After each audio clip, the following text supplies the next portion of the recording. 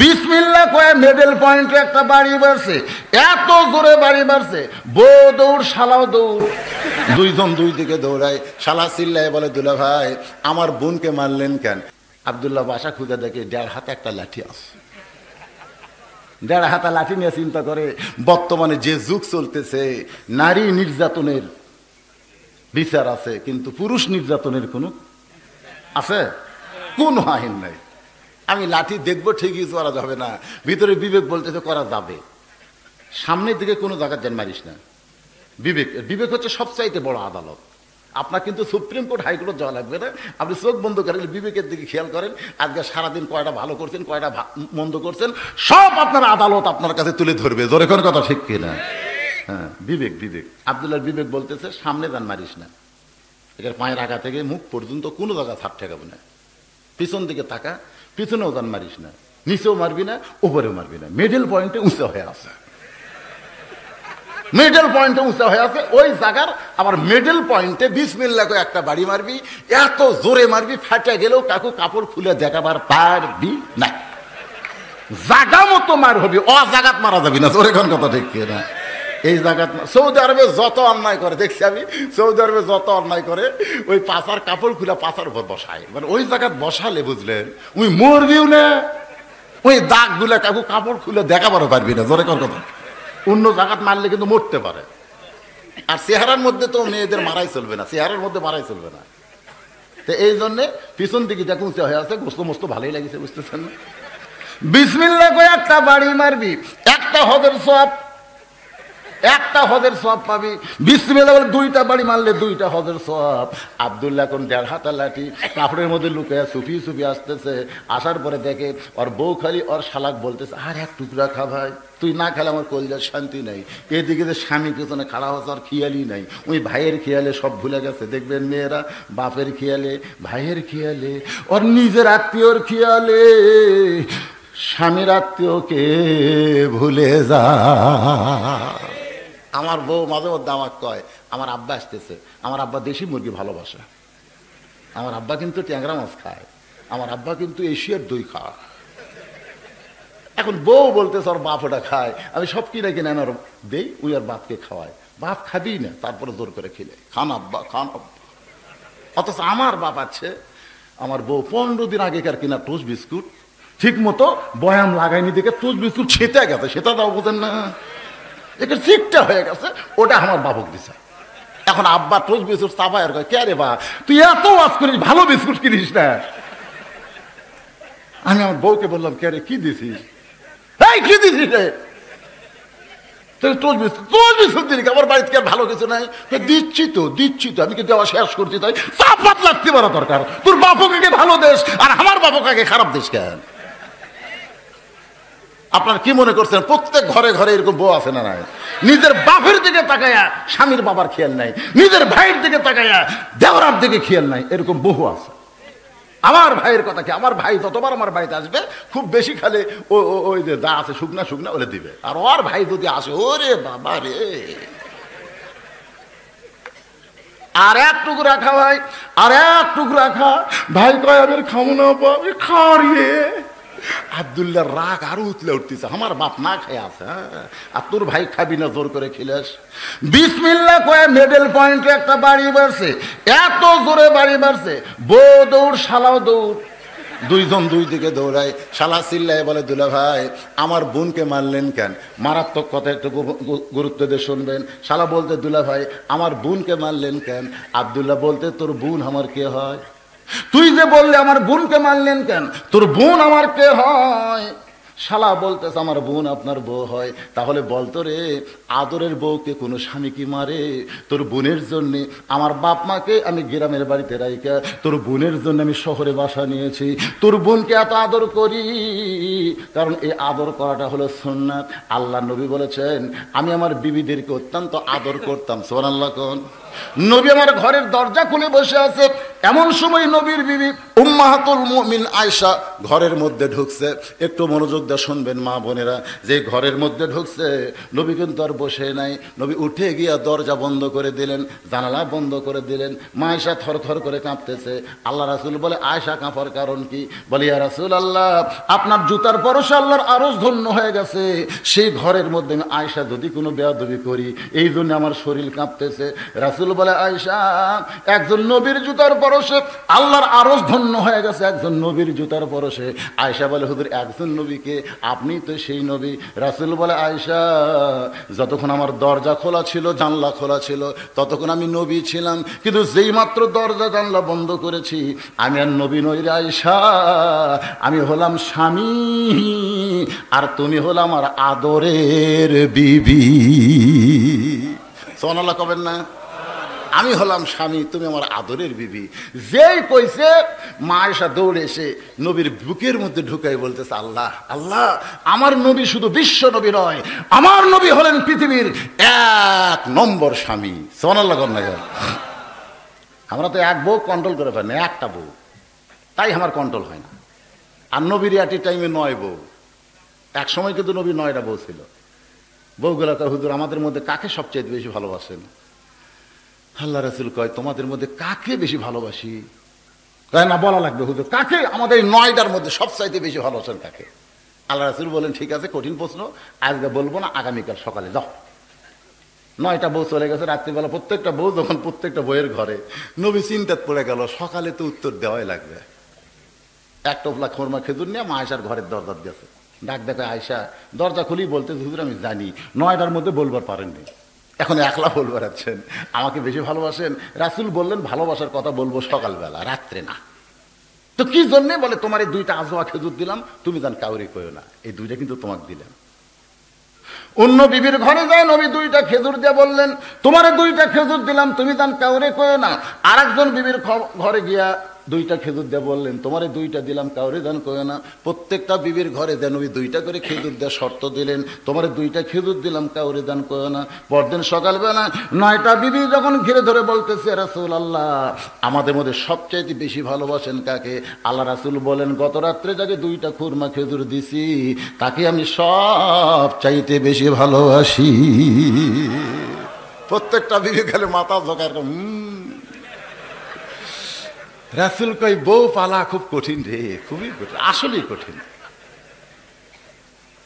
বাজান মা আয়েশাকে বুকের মধ্যে নিছে নবী, সুবহানাল্লাহ কম।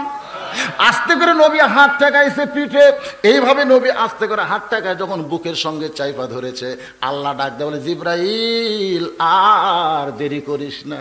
ফেরেশতা জিবরাইল বলে, আল্লাহ কি হয়েছে? বলে, আমার নবী ঘরের মধ্যে যে আমল করতেছে, এই আমলে আমার আরশ খুশি হয়ে গেছে। যারে জিবরাইল, যা আমার নবীর উপরে আল্লাহর কোরআনের আয়াত নাজিল কর।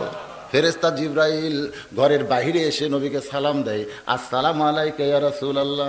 সঙ্গে সঙ্গে নবী আমার চমকে উঠছে। আয়েশা বলে, ইয়া রাসূলুল্লাহ, আপনি আমাকে বুকের মধ্যে চাইপা ধরে চমকালেন কেন?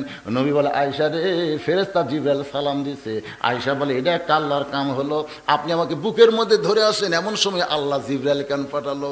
নবী বললেন, আয়েশা রে, জিবরাইল আমার কাছে এমনি আসে না, জানতে হবে কারণ কি।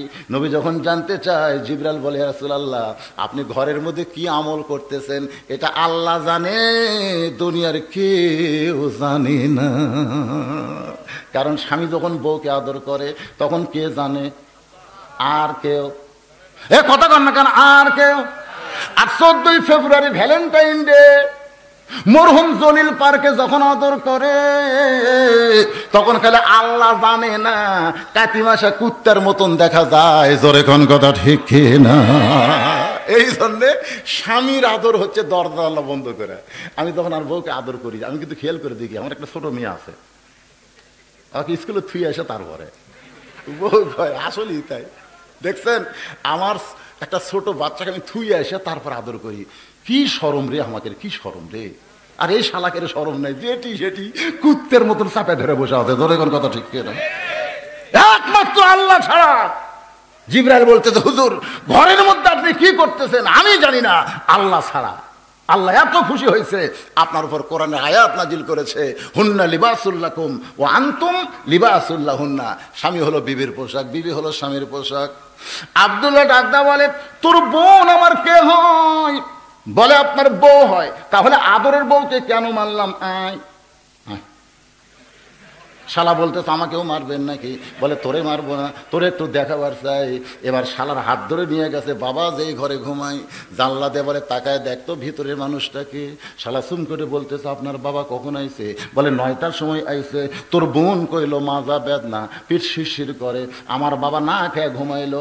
আর 11টার সময় তোর সামনে 5 তরকারি গরম ভাত। বললে শালা বল আমার আমল কি? শালা বলতে দুলা ভাই আর একটা বসান, আর একটা বসান। এই মানুষের জাত না, এই মানুষের জাত নাই। বাপের আত্মীয় পছন্দ করে, শ্বশুর আত্মীয় 2 চোখে দেখবার পারে না। এইরকম মা বোনের আজকের মাহফিল আছে না নাই? আমি তাদেরকে হাতজোত করি, বলে মা কোনটা ফরজ কোনটা নফল এটা আমাদের জানতে হবে। জোরে কোন ঠিক কি না আল্লাহর বান্দারা? এবার হযরত ওমর বলতেছে, মা আমার বৌমা বানায় আমার বাড়িতেই তোমাকে অধিকার দিবার চাই, আমার বাড়িতেই তোমাকে অধিকার দিবার চাই। মেয়েটা ফোঁপায় ফোঁপায় কান্দে। ওমর ফারুক বলে কান্দার কারণ কি? বলে আপনার আব্দুল্লাহকে আমি বিয়ে করতে পারবো না, আপনার আব্দুল্লাহকে আমি বিয়ে করতে পারবো না। মনে মনে কামনা করেছি বিয়ে যদি করতে হয় নবীর ছোট নাতি হোসাইনকে বিয়ে করব, দুনিয়ার অন্য কোনো যুবককে আমি বিয়ে করব না। সঙ্গে সঙ্গে ওমর ফারুক আল্লাহু আকবার, সবাই বলেন আল্লাহু আকবার। মেয়েটা বলতেছে আপনার ছেলেকে আমি দিজালাও করে বলার কারণ কি? ওমর ফারুক বললেন, মা বিয়ে যদি করতে হয়, বিয়ে যদি করতে হয় ভালোটাকে বিয়ে করা দরকার।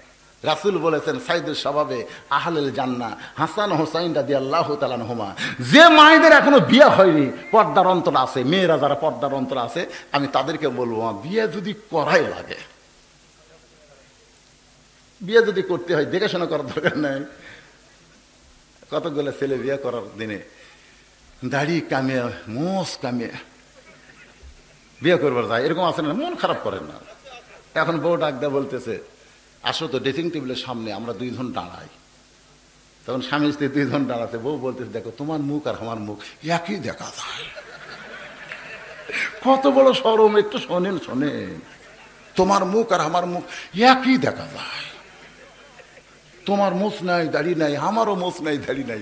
আমার এখানে দাড়ি হলে মোছ হলে কেমন? মেয়ে মানুষের কোনোদিন দাড়ি মোছ হয়? বউ বলতেছে এই মরদ, মেয়েদের দাড়ি মোছ হলে যেমন খারাপ লাগে, মরদ মানুষ দাড়ি মোছ কামালে তেমন খারাপ লাগে। তুমি মরদ হইয়া মেয়ে আর ভীষণ ধরে আছো কে? তোমার শরম লাগে না? কি কথা এটা? ছাপ্পান ছাপ্পা সব কেমন ফেলে দিচ্ছে। মনে কষ্ট নিও না যুবকেরা, যারা সব সময় দাড়ি কামায় তাদের অনেকগুলো ক্ষতি হয়। এত আজকালি করতে পারবো না, তবে সেই কথাগুলো বলতেছি। ওয়াইজা তুলিয়াত আলাইহিম আয়াতুহু যাদাতুহুম ঈমানাও ওয়া আলা রাব্বিহিম ইয়াতাওয়াক্কালুন। আয়াতটাকে খেয়াল আছে নাকি? ওমর ফারুক বললেন, মা বিয়ে যদি করতে হয় বিয়ে জীবনে কয়বার? জোরে কোন কয়বার? একবারই নিয়ত করবেন, একবারই নিয়ত করবেন। বেশিবার বিয়ে হোক এটা আমরা চাই না। কারণ হযরত আলীর 2টা ছেলে ছিল, একটার নাম হলো হাসান। হাসান কিন্তু বিয়ে করার পর থেকে কষ্টে, হাসান কিন্তু বিয়ে করার পর থেকে কি কষ্ট। কারণ হাসান রাদিয়াল্লাহর যে বউটা ছিল তার নাম কি? দেখছেন, বলার সাথে সাথে বলে দিছে। জায়েদ এমন একটা কুটনি মহিলা, হয়তো আলী কিন্তু দেখে শুনে বিয়ে করাবার পারেন নাই। কিন্তু হোসাইন রাদিয়াল্লাহকে মেয়েটা যখন কল্পনা করেছে, আমার মায়েরা বোনেরা একটু মনোযোগ দিয়ে শুনবেন, যখন কল্পনা করেছে ওমর ফারুক বলতেছেন আমি জীবনে কোনোদিন ঘটকালি করি নাই, আজকে প্রথম ঘটক হইয়া যাব তোমার জন্যে। কারণ তোমার ইমানের দাম আল্লাহর কাছে আছে না নাই? পরন্ত বিকাল বেলায় হযরত ওমর হয়তো আলীর দরজায় গিয়া সালাম দিচ্ছে, আসসালামু আলাইকুম ইয়া আহলাল বাইত আম্মা সাইলা ফালা তানহার। হযরত আলী চমকে গেছে, এই বিকালবেলা আমার দরজায় ফকিরের আয়াতকে কয়, দরজা খুলে দেখে অর্ধ পৃথিবীর খলিফা হযরত ওমর দাঁড়িয়ে আছে। আলী বলতেছে, আমির আল মুমিনিন, আপনি আম্মা সাইলা ফালা তানহার এই ফকিরের আয়াত কেন তেলাওয়াত করলেন? ওমর বলতেছে, আলী রে, জীবনে কোনোদিন ঘটকালি করি নাই, আজকে প্রথম ঘটক হইয়া তোমার বাড়ির দরজায়। আলী বলতেছে, ইয়া আমির আল মুমিনিন, আপনার মতন মহান ব্যক্তি যদি বিয়ার ঘটক হয় তাহলে পাত্রী অবশ্যই ভালো হবে। সুবহানাল্লাহ। পাত্রী অবশ্যই ভালো হবে। পাত্রীর যোগ্যতা কি? সঙ্গে সঙ্গে ওমর বলতেছে, পাত্রীর যোগ্যতা হলো 6 বছর বয়স ঈমান গ্রহণ করেছে। শুধু ঈমান গ্রহণ করার অপরাধে 12 বছর জেলখানায় বন্দি রাখা হয়েছে। শুধুমাত্র ঈমান গ্রহণ করার অপরাধে 12 বছর জেলখানায় বন্দি রাখে নাই। সকাল করে 3টা চাবুক, বিকাল করে 3টা চাবুক মারছে। আজকে সেই মেয়েটা জেলখানা থেকে মুক্ত হয়ে আমার সঙ্গে 6 দিন পর দেখা হইয়া আমার আব্দুল্লাহকে বিয়া দিবার চাইলাম, কিন্তু মেয়েটা আমার আব্দুল্লাহকে বিয়া করবে না। তোমার হোসেনকে মনে মনে করছে কেমন? আলী বলতেছে, আমির আল মুমিনিন, আমি যেমন একটা মেয়ের চিন্তা করতেছিলাম এমন একটা মেয়ের খবর আপনি আমারে দিয়া দিলে। ওমর ফারুক বলে, আলী রে, আর কোনো চিন্তা নাই, আমার ঘটকালি আল্লাহ কবুল করেছে। হযরত আলী আর ওমর যখন কোলাকুলি করতেছে, অন্য ঘর থেকে হোসেন বের হয়ে সালাম দিয়ে বলে, মুরব্বী, আপনার দুইজন যেভাবে কোলাকুলি করতেছেন মনে হয় বিয়া আপনারাই করবেন। যেই বলছে মনে হয় বিয়া আপনারা করবেন, ওমর ফারুক রাস্তা দিয়ে গেলে শয়তান 40 দিন যায় না, সে ওমর চিৎকার করে বলে, আলী রে, তোমার হোসেন এত বড় বেয়াদবি কেমনে করে? আমিও মুরব্বী, তুমিও মুরব্বী, এ হোসেন কি মুরব্বীর কথা মানবে না? হোসেন বলতেছে, আমির আল মুমিনিন, আপনার দুইজন আমার মুরব্বী আমি জানি, আসল মুরব্বী হিসাবে কেবলমাত্র আমার নানাকেই আমি মানি। এখান থেকে একটা ফতুয়া নেবেন, যাকে তাকে মুরব্বী মানা যাবে না। এটা কোন মুরব্বী? আজকে তবলিগ 100 বছর পরে 2 দল হলো কেন? একটা হলো অজাহাতে, একটা হলো ইত্যাদি। 2 দল হওয়ার কারণ হলো মুরব্বী 2টা হচ্ছে। যখন কয়টা? 2টা হলেই পিটাপিটি হবে। এক মুরব্বী থাকতে হবে। কুল, হে রাসূল, আপনি বলেন, ইন কুনতুম তুহিব্বুনাল্লাহ ফাত্তাবিউনি, যদি আল্লাহকে কেউ পাওয়ার চায়, নবী ছাড়া পাওয়ার কোনো উপায়, তাহলে আমার সঙ্গে সকলে একটু বলেন, উপায় নাই রে, উপায় নাই রে, উপায় নাই, নবী বিনে আল্লাহ পাওয়ার উপায় নাই। ওমর ফারুক বলে, হোসেন তুমি কি বলবার চাও? হোসেন বলতেছে, কয়েকদিন আগে আমি একটা স্বপ্ন দেখলাম, আমার নানা ঘরের মধ্যে আরাম করতেছে। আমি হোসাইন দরজা দিয়ে বললাম, নানু ভাই, আমি একটু আপনার কাছে যাবার চাই। নবী বললেন, হোসাইন, আমি এখন জান্নাতে আরাম করতেছি, আমি এখন জান্নাতে আরাম করতেছি, দরজা খোলা যাবে না। আমি হোসাইন চমকে গেলাম, ভাঙ্গা ঘরের মধ্যে নবী গল্প করতেছে, আর নবী কয় আমি জান্নাতে আরাম করতেছি। একটা জানলার ফাঁক দিয়ে তাকায় দেখি আমার নানি উরাতকে বালিশ বানায় দিয়েছে, আর সেই উরাতে নবী আমার ঘুম পাড়তে শুয়ে আছে। নানি আমার মাথার চুলের মধ্যে হাত দিয়ে বেলকি কাটতেছে। আমি রাগ করে বললাম, নানা ভাই, নানির উরাতকে বালিশ বানায় শুয়ে থাকলেই বুঝি জান্নাতে থাকা যায়? নবী বলতেছেন, হোসাইন, তুই ছোট্ট মানুষ, বুঝবি না, তোর নানির মতন বউ যদি কেউ ঘরে পায়, ওই বউটা, ওই ঘরটা যেন আল্লাহর জান্নাত হয়ে যায়। এখান থেকে আপনারা কি বুঝলেন? বউ যদি ভালো হয়, এ কথা কেন, বউ যদি ভালো হয়, আদা পেঁয়াজ দিয়ে কিন্তু গোটা সপ্তাহ চলে যায়, যায় কি যায় না? আর বউ যদি খারাপ হয়, 1 কেজি খেলে খসখস করে কাটা দিবি। তো এখন ঠিক কিনা ভাইজান? বউ যদি ভালো হয়, গোটা সংসার একটু খেয়াল করবেন। আমার মা বোনেরা যারা আছেন গো মা, আপনাদের বিরুদ্ধে আমি কথা বলতেছি না, কিন্তু আপনাদের ওয়াজগুলো বক্তারা করে না, এই জন্যই ওয়াজটা আমি আপনাদের শোনাইতেছি। হোসাইন বলতেছে, আমার নানা যেমন বিয়ে করছে, ও বাবা আপনি বলেন তো, আমার মা আপনার কেমন বউ? বলেন বাবা, আমার নানা যেমন বিয়ে করেছে, আমার বাবা যেমন বিয়ে করেছে, আমিও তেমন একটা বিয়ে করব। কারণ ভাবে প্রশ্ন করবে, তোমার তো জানা আছে। আলী বলতেছেন, আমি জীবনের প্রথম শুনলাম। তাহলে কি প্রশ্ন করবে? একদম তোমার মেয়েটার কাছে বলতেছে, মা ঘরটারি করতে গেলাম কিন্তু কাম হলো না, তুমি আর আব্দুল্লাহরে বিয়ে করো, তোমার জীবন শান্তি হবে। মেয়েটা বলতেছে, আমির আল মুমিনিন, বিয়ে যদি করতে হয় হোসেনকে করব বিয়া, দুনিয়ার অন্য কোনো যুবক বিয়ে করব না। ওমর ফারুক বলে, মা হোসেন সেই মেয়েকে বিয়ে করবে যে মেয়েটা তার 3টা প্রশ্নের উত্তর দিবার পারবে। এমন 3টা প্রশ্ন করবে যেই প্রশ্ন আমি ওমর কোনোদিন শুনি নাই, আলু বলতে পারে না, তাহলে তুমি কেমনে উত্তর দিবা মা?